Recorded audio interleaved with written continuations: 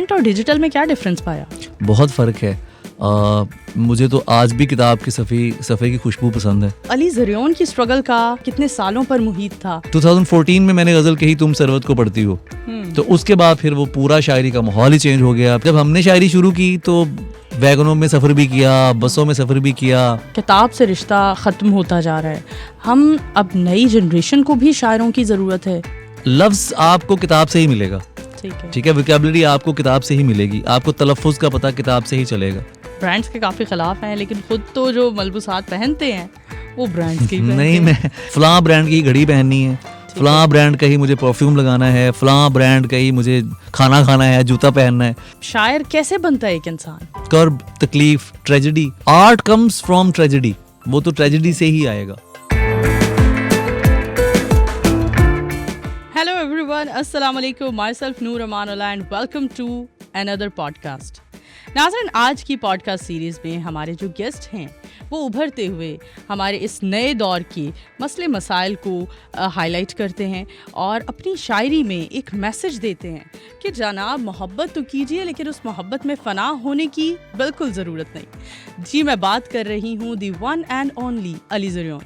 Welcome कहते हैं। Thank you so much Ali, आपने हमारे लिए वक्त निकाला। कैसे हैं आप? बहुत शुक्रिया नूर, मुझे बहुत अच्छा लग रहा है यहाँ पर आपके सामने बैठ के, और मैं बहुत अच्छा हूँ। आप कैसी हैं? अल्हम्दुलिल्लाह। अच्छा, मैं जानना चाहूँगी कि हमेशा करियर से ही लोग आगाज़ करते हैं कि हम जानना चाहेंगे कैसा मामलात रहे, स्ट्रगल की हिस्ट्री क्या रही, और स्ट्रगल का टाइम काफ़ी तल्ख होता है। तो अली ज़रियोन की स्ट्रगल का जो टाइम टेन्योर था वो कितने अरसों पर, कितने सालों पर मुहित था और कितना टफ रहा? अभी भी चल रहा है। ओके। अभी भी स्ट्रगल ही चल रही है, और मैं ये समझता हूँ कि ये सारी ज़िंदगी चलता है। जब मैंने शायरी का आगाज़ किया तो उस वक्त माहौल शायरी का ये नहीं था, तो मैंने भी अपना क्लासिकल अंदाज़ पहले जारी रखा। उसमें मैं अरबी फ़ारसी रदीफ़ों के साथ में आया, जैसे असातिज़ा मौजूद थे तो उन्होंने सुना कि हाँ यार ये अच्छा है। लेकिन 2013-14 में आके मैंने सोचा कि नहीं यार ये बहुत हो गया ना। तो ऑडियंस, जो लोग हैं, जो नौजवान हैं, या जो हमारी ऑडियंस है, उसके साथ शायरी का कोई वो ताल्लुक बन नहीं रहा है ना। तो ये तो वही शायरी है जो इससे पहले होती आई है, मतलब वही हिजर और फिराक की बातें और वही अंदाज तकरीबन। तो उससे आप असातिज़ा और उस्तादों के यहाँ तो बहुत अच्छा आपका एक बन रहा था एक मकाम, लेकिन वो जो आम आदमी है ना उसकी बात नहीं हो रही थी। तो फिर मैंने उसको चेंज किया। 2014 में मैंने गज़ल कही तुम सरवत को पढ़ती हो, तो उसके बाद फिर वो पूरा शायरी का माहौल ही चेंज हो गया। फिर वो ऑडियंस भी आने लग गई, मुशायरे भी बहुत ज़्यादा होने लग गए, और सोलो इवेंट शुरू हो गए। तो वो एक मामला था जो 2014 में शुरू हुआ। अच्छा, ये एक स्ट्रगल का टाइम पीरियड लोग बताते हैं कि हमने भाई बहुत अरसा हमारी स्ट्रगल ऐसी रही, बहुत ज़्यादा क्रिटिसिज्म का भी सामना करना पड़ा। तो आपको क्रिटिसिज्म का सामना कितना करना पड़ा? मुझे बहुत ज़्यादा, क्योंकि मेरी बात थोड़ी सी अलग थी। आमतौर पे हमारे मुआशरे में एक मैन मेड मुआशरा है। यहाँ पर आप अगर औरत के ख़िलाफ़ बात करेंगे तो वो सुनी जाएगी ज़्यादा जल्दी। लेकिन ये है कि जब आप औरत के हक़ में बात करते हैं और किसी ऐसे मौजू पे बात करते हैं कि जो इस सोसाइटी के थोड़ा सा उलट जा रहा हो, ख़िलाफ़ जा रहा हो, जो मुरवजा जो उसूल हैं, जैसे मेरा शेर था कि किसने जीन करी ममनू, पहनो अच्छी लगती हो। अब स्ट्रगल का ये था कि शायरी में ज़ाहिरी बात है कि आपको बहुत सा एक टफ़ टाइम मिलता है। तो जब हमने शायरी शुरू की तो वैगनों में सफ़र भी किया, बसों में सफ़र भी किया, और पहला मुशायरा दीपालपुर में पढ़ा, लाहौर में पढ़ा, ये करीब जो चीज़ें थी ना, जो शहर थे वहाँ पर पढ़ा। लेकिन वो बहुत जल्दी सफ़र मेरा तय होना शुरू हो गया था। अल्हम्दुलिल्लाह मैं रिसालों में छपना शुरू हो गया था, जो उस वक्त के बेहतरीन जरीदे थे। अब तो नहीं छपते, अब तो वो सारा डिजिटल हो गया है। लेकिन मैं फ़नून में छपा, ब्याज में छपा, और जो बादबान, मुकालमा, सिंबल, इस तरह के जो बहुत से दूसरे थे अच्छे जो जरीदे थे उसमें छपा। लेकिन उसके बाद जब शायरी की तरफ मतलब बाकायदा हम मतलब एक अच्छा माहौल बन गया, उसके बाद चीज़ें थोड़ी चेंज होना शुरू हो गई ना। तो क्रिटिसिज्म का मुझे बहुत शुरू से ही मेरे साथ रही हैं ये चीज़ें। तो उन्होंने कहा कि यार ये थोड़ी डिफरेंट बात करता है, तो डिफरेंट बात आसानी से हजम नहीं होती। हम वही बात सुनना चाहते हैं जो लोग सुनना चाहते हैं। तो जब थोड़ी सी बात चेंज होती है, जैसे मेरा एक शेर है कि किसने जीन करी ममनू, पहनो अच्छी लगती हो, तो इस पर जो है वो शायरों की तरफ से भी बैकलैश आया कि भाई ये क्या बात कर रहे हो ना। फिर एक दो चीज़ें और थी कि मैंने उससे प्यार किया है, मिल्कियत का दावा नहीं, वो जिसके भी साथ है मैं उसको भी अपना मानता हूँ। तो उन्होंने कहा कि यार ये क्या कॉन्सेप्ट है ना मोहब्बत का। तो वो कुछ डिफरेंट बात थी, तो लोगों को अच्छा, लोगों की तरफ से मुझे कभी ऐसा नहीं महसूस हुआ है, शायरों की तरफ से जो है ना वो एग्जैक्टली अच्छा यही बात करना चाहती हूँ कि हमेशा शायरों की क्या बात है, जितना भी कामयाब हो जाए कोई भी शायर उसको एक्सेप्ट नहीं करते हैं, उसको मानते नहीं है। ये चीज़ या मैंने शायरों में देखी है या बहुत बड़े बड़े गायकों में देखी है। हाँ ये होता है, और मसला ये है कि ज़र्फ चाहिए इसके लिए, किसी की किश्त को सरसब्ज देखने के लिए। अख्तर उस्मान साहब का मिसरा है ऐसा। तो मुझे लगता है कि जो आवाम को पसंद होता है ना, तो वो अपने फील्ड में लोगों को पसंद नहीं होता, क्योंकि वो भी यही चाहते हैं। लेकिन मसला ये है कि आवाम की पसंदीदगी आप खरीद नहीं सकते, ये तो अल्लाह की तरफ से है, जैसे चाहे वो कर दे। अच्छा, प्रिंट मीडिया से फिर डिजिटल का भी दौर देख रहे हैं, प्रिंट और डिजिटल में क्या डिफरेंस पाया? बहुत फ़र्क है। मुझे तो आज भी किताब की सफ़े की खुशबू पसंद है। मैं किताबें पढ़ता भी हूँ, लेकिन अब वो दौर नहीं है किताबें पढ़ने का। लोग ख़रीदते हैं, गिफ्ट करने के लिए ख़रीदते हैं। बहुत कम किताब पाकिस्तान में पढ़ी जाती है, बहुत कम, छपती भी बहुत कम है। 500 की तादाद में किताब छपेगी और वो महंगी इतनी होती है कि कौन खरीदे उसको। ठीक है, तो लोग अब चूंकि आसान हो गया डिजिटल, आप एक ऑडियो और वीडियो आपके सामने है, तो 20 सेकंड की वो वीडियो देखते हैं, उसमें 2-3 शेर होते हैं, तो वो आगे फॉरवर्ड भी कर देते हैं। सही। तो मतलब चीज़ें आसानी की तरफ आ गई, लेकिन किताब से जो है ना वो रिश्ता लोगों का ख़त्म होता जा रहा है। आज क्या देखते हैं हमारी न्यू जनरेशन में, किताब से रिश्ता ख़त्म होता जा रहा है। हम अब नई जनरेशन को भी शायरों की ज़रूरत है, और शायर प्रोड्यूस नहीं हो रहे हैं। हम अली ज़रियोन को देख रहे हैं, अली ज़रियोन के अलावा इनके आसपास हमें राइट लेफ्ट कोई शायर नज़र नहीं आता उस तरह से। तो ये क्या, इसकी क्या वजह है? बुक रीडिंग छोड़ दी है, बुक रीडिंग भी ख़त्म होती जा रही है। दूसरी बात यह कि हमारे घरों में किताबें होती थी, हम पढ़ते थे हमारे घरों में। अभी लोगों को शायद रुझान का अंदाज़ा नहीं है कि किताब कितनी ज़रूरी है। मतलब वो समझते हैं कि जिसको हमने टीवी पे देख लिया, शो में देख लिया, तो वो बात पूरी होगी, ऐसा नहीं है। लफ्ज़ आपको किताब से ही मिलेगा, ठीक है, वोकैबुलरी आपको किताब से ही मिलेगी, आपको तलफ़ुज़ का पता किताब से ही चलेगा। तो जब तक आप किताब से रिश्ता बहाल नहीं करते, और दूसरी बात कि जो हमारा निसाब है, जो स्कूल्स कॉलेजेस का निसाब है, अगर उसके अंदर तब्दीलियां नहीं आएंगी तो तब तक हमारी नौजवान नस्ल उससे नहीं जुड़ पाएगी, फिर वो मसले होते रहेंगे। Very true. अच्छा, ब्रांड्स की काफ़ी मुखालफत करते हैं, ब्रांड्स के काफ़ी ख़िलाफ़ हैं, लेकिन ख़ुद तो जो मलबूसात पहनते हैं वो ब्रांड्स के ही पहनते नहीं, मैं इतना कोई ऐसा नहीं है। कुछ ब्रांड्स हैं जो मेरे पसंदीदा लिबास मेरे लिए तैयार करते हैं, वो मैं पहन लेता हूँ। लेकिन ब्रांड्स के मुखालफत का मतलब ये है कि कॉन्शियस ना हो जाएं। ओके। कि मुझे फ़लाँ ब्रांड की घड़ी पहननी है, फ़लाँ ब्रांड का ही मुझे परफ्यूम लगाना है, फ़लाँ ब्रांड का ही मुझे खाना खाना है, जूता पहनना है। इसमें ना पड़ो भाई, जो आपको पसंद है वो आप उस तरह से, जो भी हो, चाहे वो ब्रांड का हो या ना हो, ब्रांड आप खुद होते हैं। आपकी पसंदीदगी जो होती है ना वो ब्रांड होती है। बाकी तो सब ऐसे ही है। सही। अच्छा, क्या कहते हैं शायर कैसे बनता है एक इंसान? शायर बन नहीं सकते आप। You can not be a poet, you can be a like player and singer even, but you can not be a poet. ये होता है, ये बाय गॉड। हाँ, ये अल्लाह की तरफ से आपके अंदर एक बात होती है, ये बात होती है। जैसे जुगत हर बंदा नहीं कर सकता। ट्रू। तुसी तो बहुत अच्छा जान रहे हो। शेर भी हर बंदा जो है ना वो नहीं कह सकता। शायरी के लिए कुछ उसूल है ना, बहरे हैं, उरूज है, वजन है, और वो बहुत मुश्किल काम है। वो सारा अरब से आया है वो सारा, तो आपको बड़ा पढ़ना पड़ेगा उसके लिए, लेकिन वो आप फन सीख लेंगे। ठीक है। बात कैसे कहनी है ये कैसे सीखेंगे, अदायगी कैसे सीखेंगे, तो वो मालिक की तरफ से है। तो लेकिन इसमें दर्द, बहुत अहमियत, कर्ब, तकलीफ, ट्रेजेडी। तो आर्ट कम्स फ्रॉम ट्रेजेडी, वो तो ट्रेजेडी से ही आएगा। तो वो फिर सारी चीज़ें बन के, जितना दुख आपके अंदर आता है, जितना महसूस करते हैं, मुशाहिदा आपका तेज़ होता है, उसके बाद फिर वो चीज़ें जो है ना वो निखर के सामने आती है। लेकिन उसके लिए बहरहाल आपका थोड़ा बहुत आपको हाव नाव पता होना ज़रूरी है। ऐसी कौन सी तकलीफ, ऐसा कौन सा दुख और रंज था जिसने अली ज़रियोन को तराश दिया? मुनाफिकत का सामना मैंने बहुत किया है। मैंने बहुत जो है ना वो, और मैंने लोगों को इस्तेमाल देखा है कि लोग इस्तेमाल करते हैं और बगैर किसी वजह के डर जाते हैं। इनसिक्योरिटीज़ होती हैं। अगर मैं शायरी कर रहा हूँ या मैं मुशायरे पढ़ रहा हूँ तो मैं किसी के लिए ख़तरा तो नहीं हूँ। तो अगर कोई सीनियर या कोई और बंदा मुझे ख़तरा महसूस कर ले कि यार इसके होते हमें दाद नहीं मिलती। अब मुझे पिछले 16 बरस हो गए स्क्रीन के ऊपर, अल्हम्दुलिल्लाह। मैं तब से पढ़ रहा हूँ, हर जगह पे जा रहा हूँ। मेरा कोई जूनियर, मेरा कोई सीनियर, सब जानते हैं कि मैंने हमेशा इज़्ज़त की है और प्यार किया है। तो बदले में जब आपको वो चीज़ें देखने को मिलती हैं तो बहुत तकलीफ़ होती है। ठीक है। वो बहुत तकलीफ होती है, लेकिन उस तकलीफ को मैंने अपनी शायरी का हिस्सा बनाया।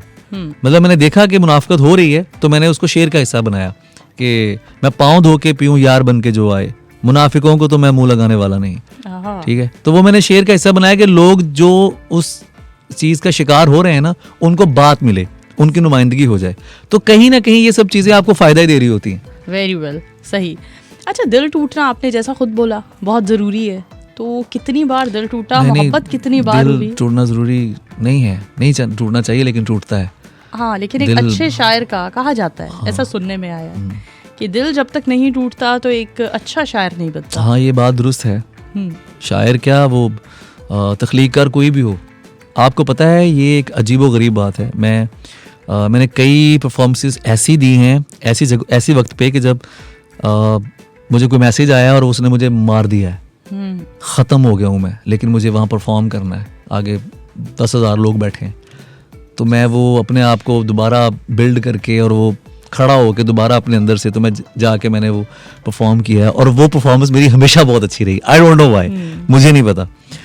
तो ऐसे हैं तकलीफ़ें, दुख है। अभी पिछले कुछ 1 आध महीने में तो मैंने जो डिप्रेशन सहा है, दैट वाज ह्यूज, वो बहुत शदीद था मेरे लिए और बहुत ही ज़्यादा। मैंने कभी इस तरह के डिप्रेशन में मैंने खुद को नहीं देखा था, बल्कि मैं हुआ ही नहीं था, मैं सच कहूँ तो। लेकिन ये जो एक फेज़ गुजरा है, उसमें मेरे दोस्तों ने मेरा बड़ा साथ दिया, फ़िज़ा ने और भी मेरे जो दोस्त हैं उन्होंने मेरा बड़ा साथ दिया, बातें मुझे बताई, समझाई कि नहीं ऐसा नहीं है। तो वो मुझे लगता है कि ये जो दुख है ना, आपको ये बड़ा करता है। लेकिन उसके बाद आप लोगों पर भरोसा करने के काबिल नहीं रह जाते। मेरे साथ ये हुआ कि अल्लाह की रहमत मेरे साथ बहुत रही है कि मैं फिर भरोसा करने के काबिल हुआ। मैंने कहा नहीं, मैं ट्रस्ट करूंगा, ट्रस्ट मुझे करना ही करना है, क्योंकि बगैर ट्रस्ट के आप दुनिया में जी नहीं सकते हैं, ठीक है। हाँ, उसका ये ज़रूर हो गया कि आपको कुछ चीज़ों की समझ आ गई।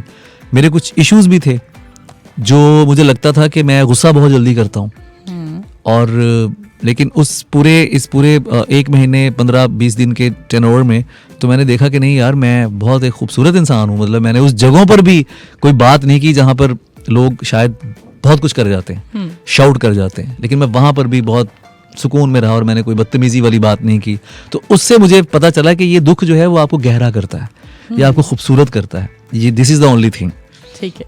अच्छा, शायर के साथ मोहब्बत को रिलेट कर दिया जाता है और आपकी शायरी में भी हम मोहब्बत का बहुत जिक्र सुनते हैं, लेकिन उस मोहब्बत के साथ एक एलिमेंट आप बहुत ज़्यादा एलेबरेट करते हैं कि मोहब्बत कीजिए लेकिन खुद को मोहब्बत में फ़ना ना कीजिए। हाँ, मतलब फ़ना से मुराद ये है कि अपने एक्सपीरियंस से भी सीखा। हाँ, ये अभी यही बातें समझ आ रही ना कि सब कर लेना, लम्हे ज़ाया मत करना, गलत जगह पर जज्बे ज़ाया मत करना। हाँ। तो गलत जगह क्या होती है? जहाँ पर आपके जज्बे की कदर नहीं हो रही होती। ये 2 तरफा ट्रैफिक है ना। मोहब्बत जो है, इज्जत पहले है। जहाँ पर आपकी इज्जत नहीं हो रही तो वहाँ पर मोहब्बत नहीं हो सकती। जैसे मीर साहब फरमाते हैं, अदब पहला करीना है मोहब्बत के करीनों में। अगर आप रिस्पेक्ट नहीं कर रहे किसी शख्स के जज्बे की और आपको पता है कि ये बेपैंदे की घड़ा है, उसका पैंदा ही नहीं है, तो आप उसमें कितना पानी डाल लेंगे, वो सारा बह जाएगा। सही है। तो वो जो बातें मैंने तब कही थी वो खुद को भी मैंने सुनाई। तो मोहब्बत का तो शायर के साथ चोली दामन का साथ है, बल्कि शायर क्या, कोई भी तख्लीक़कार, चाहे वो सिंगर है, आर्टिस्ट है, कोई भी आर्टिस्ट है, तो मोहब्बत का तो उसके साथ शायर से ज़रा ज़्यादा है। हाँ।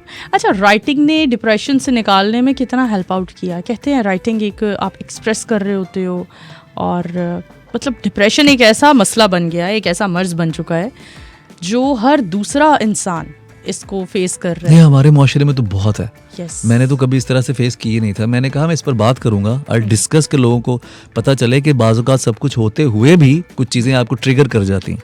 होता ये है कि किसी के साथ कुछ बुरा हुआ है ना, कुछ गलत हुआ है। वो जैसे किसी का शेर है कि उसे बेवफाई किसी से मिली थी, वो मेरी तरफ मुंतकिल कर गया है। मतलब ये शेर है किसी का, बहुत अच्छा, मुझे नहीं पता किसका, लेकिन मुझे बड़ा पसंद है। इंस्पिरेशन कहाँ से मिली अली ज़रियान को? मुझे सरवत हुसैन साहब, जॉन एलिया साहब, इनकी शायरी मुझे बहुत इंस्पायर किया ना। उसकी वजह ये कि ये 2 मुख्तलिफ लोग हैं, शायर और बहुत। एक आमिर सुहेल बड़े अच्छे शायर हैं, एक क्रिकेटर हैं, वो नहीं, आमिर सुहेल बहावल नगर से उनका ताल्लुक़ है, बहुत खूबसूरत शायर हैं। और नूर, इतने अच्छे शायर हमारे बैठे हैं लेकिन लोगों को उनका पता नहीं है, उस तरह से सोशल मीडिया पे है नहीं। तो मुझे थोड़ी सी डिफरेंट बात पसंद आती है। मतलब जैसे जॉन साहब हैं, वो बहुत सीधी बात करते हैं। हाँ। यूं जो तकता है आसमान को तू, कोई रहता है आसमान में क्या। ये बज़ाहिर सीधी है लेकिन ये है बहुत गहरी बात। ठीक है। और फिर इसी तरह सरवत हुसैन साहब हैं, क्या बात थी उनकी। और दूसरे शायर हैं जिनसे मैं इंस्पायर हुआ, लेकिन क्लासिक में मुझे मीर साहब ने और गालिब ने बहुत बहुत लुत्फ दिया। गालिब और मीर, सुभान अल्लाह। और जदीद जो शुअरा हैं हमारे, उनमें जॉन साहब थे और नासिर काज़मी साहब का अंदाज़ मुझे पसंद है, जमाल एहसानी मुझे बहुत पसंद। इन लोगों की शायरी ने, रईस फ़रोग़ और इरफान सिद्दीकी साहब, उनका ताल्लुक भारत से था, लखनऊ से था। तो ये कुछ लोग हैं जिनकी शायरी ने मुझे बहुत ज़्यादा इंस्पायर किया ना। और इंस्पायरेशन से मुराद मुझे थोड़ा मैंने सीखा कि मिसरा कैसे बनता है और लफ्ज़ किस तरह से उसमें फिट बैठते हैं, लेकिन जो फर्स्ट एंड लास्ट इंस्पिरेशन है वो मेरी ज़ात है, वो मेरा सेल्फ है, वो मेरे अंदर से जो बात आती है। और ऐसा सोचा भी जाता है, कहा भी जाता है कि जब शायर किसी से इंस्पायर होता है, किसी और शायर से, तो उसकी शायरी में उस शायर की झलक दिखने लगती है। ऐसा है। तो ऐसा है, ये सच है कि आपको अगर आप शायर हैं तो आपको किसी से इंस्पायर नहीं होना चाहिए? नहीं, बिल्कुल होना चाहिए। इंस्पायरेशन गलत नहीं होती। ये हमारे यहाँ एक अजीब सा सीन लोगों ने बना लिया है। पिकासो ने कहा था कि जब मैं 8 साल का था तो मैं अपने वक्त के जितने भी बड़े आर्टिस्ट थे मैं सबको कॉपी कर लेता था। He was only 8 years old। तो सबसे बड़ा जो पेंटर है 8-9 साल का था वो। तो जब आप शुरू करते हैं तो उसमें आपको बहुत से रंग आपके लहजे में आएंगे। ठीक है। आप पढ़ रहे हैं ना, मीर को पढ़ रहे हैं, गालिब को पढ़ रहे हैं, जॉन साहब को पढ़ रहे हैं, तो कहीं ना कहीं कैफियत वो आएगी। लेकिन एक दिन या रियाजत के बाद आप अपना जो ट्रैक है वो आप वज़ा कर लेते हैं। शुरू में ऐसा होता है, लेकिन ये फिर आप अपने ट्रैक पे आते हैं, फिर वो आपका अपना लहजा होता है। ठीक है, फिर वो लहजा बता रहा होता है कि यार ये बंदा ऐसे बात करता है, ये जरा दबंग है, ये मतलब की दुख है तू दसदा क्यों नहीं, पागल है ते हसदा क्यों नहीं, गबरू है ते अगे वध ना, बुजदल है ते नसदा क्यों नहीं। लोगों को पता लगता है कि यार ये लहजा इस बंदे का ऐसा है ना। तो वो आहिस्ता आहिस्ता फिर वो बन जाता है। तो शुरू में होता है आपके अंदर बहुत सारे रंग आते हैं। जॉन एलियस आपके बेटे से कोई निस्बत? नहीं, जॉन साहब के बेटे से कोई निस्बत नहीं है। जॉन साहब के बेटे का नाम ज़रियून एलिया है, मेरा नाम अली ज़रियून है। मैंने शायरी का जब आगाज़ किया 1999 में, तो उस वक्त मैंने 2000 में मैंने अपना तखल्लुस ये कर लिया था ज़रियून।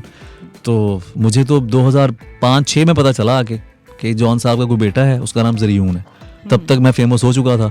तो लोगों को जब वो किताब आई तो उन्होंने कहा अच्छा तो वो जो ज़रियून है वो ये है, जबकि वो ज़रियून एलिया साहब जो हैं वो हज़रत कहीं मिलते ही नहीं है। वो मैंने बारहा, उनकी तस्वीर मेरे इंस्टाग्राम हैंडल पे मौजूद है, अगर कोई देखना चाहे वो देख सकता है, लेकिन वो सोशल मीडिया पे कहीं नहीं है, वो है ही नहीं। कभी मुलाकात नहीं हुई? नहीं, कभी नहीं मुलाकात हुई। नेवर। मुझे पता ही नहीं वो कहाँ रहते हैं, वो पाकिस्तान में भी रहते हैं या कहाँ रहते हैं, लेकिन वो सोशल मीडिया पे नहीं है, कोई तस्वीर नहीं, उनकी कोई आइडेंटिटी नहीं है। तो लोगों को लगा कि ये वही ज़रियून है जिसका जिक्र जॉन साहब ने अपनी नज़्म में किया है। अच्छा, हाल ही में हमारे एक शायर गिरफ्तार हुए, उनके बारे में क्या कहना चाहेंगे? वो चीज़ें बड़ी देर से वो सुना भी रहे थे, पढ़ भी रहे थे, तो मुझे लगता है कि ये शायरी की बुनियाद पे नहीं हुआ।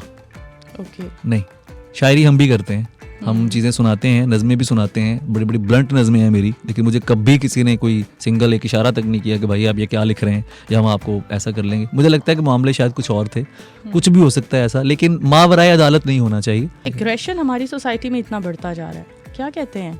तहकीक नहीं है। हाँ, अभी सोशल मीडिया पे आप कोई पोस्ट लगा दें, कोई पोस्ट, जब तक कि उसका फैसला अदालत नहीं करेगी ना, लाखों लोगों ने उसका फैसला कर देना है। ठीक है, लाखों लोगों ने उसका फैसला कर देना है, और ये हमारे सोशल मीडिया की बदकिस्मती है। इसीलिए मैं कहता हूं कि सोशल मीडिया के ऊपर जब भी कोई बात होती है या कोई ऐसी चीज आती है तो उसको पहले परख लें, प्लीज देख लें उसको कि उसमें कितनी सच्चाई है, उसका थोड़ा वेट करें तस्वीर के दोनों रुख देखने का। तो ये एग्रेशन इसलिए बढ़ रहा है क्योंकि आपके पास कोई ऐसी चीजें ही नहीं है। आपके पास क्या पार्क्स हैं? हबीब जालिब साहब जैसे शायर, आप क्या कहते हैं हमारी सोसाइटी के लिए, हमारे माशरे के लिए कितने ज़रूरी हैं? बहुत ज़रूरी हैं, सोसाइटी के लिए बहुत ज़रूरी हैं, लेकिन जालिब साहब को शायर मानते ही नहीं, वो नहीं मानते। वो कहते थे नाराबाज आदमी था, he was not a poet.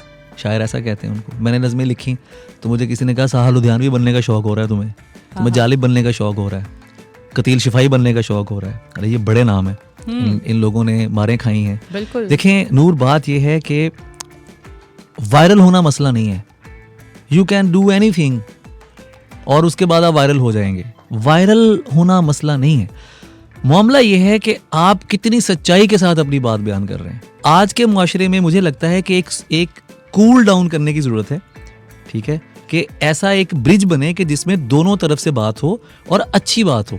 मैं तो हरगिज़ ऐसा नहीं चाहूँगा कि मेरे मुल्क के अंदर कोई ऐसा फसाद फैले कि लोग बाहर आ जाएं, ठीक है, और वो आमने सामने की जंग की कैफियत पैदा हो जाए। यही नहीं होना चाहिए, बात होनी चाहिए। जैसे मेरा शेर है कि वो सब्ज़ रंग हिकायत बहाल की जाए, मुकालमे की रवायत बहाल की जाए। Thank you so much Ali आपके वक्त का। बहुत शुक्रिया। यकीनन आप लोगों ने हमारा आज का ये पॉडकास्ट बहुत पसंद किया होगा। इसी के साथ इजाज़त दीजिए अपनी मेज़बान नूर अमानुल्लाह को। दोबारा हाजिर होंगे, तब तक के लिए अल्लाह हाफ़िज़।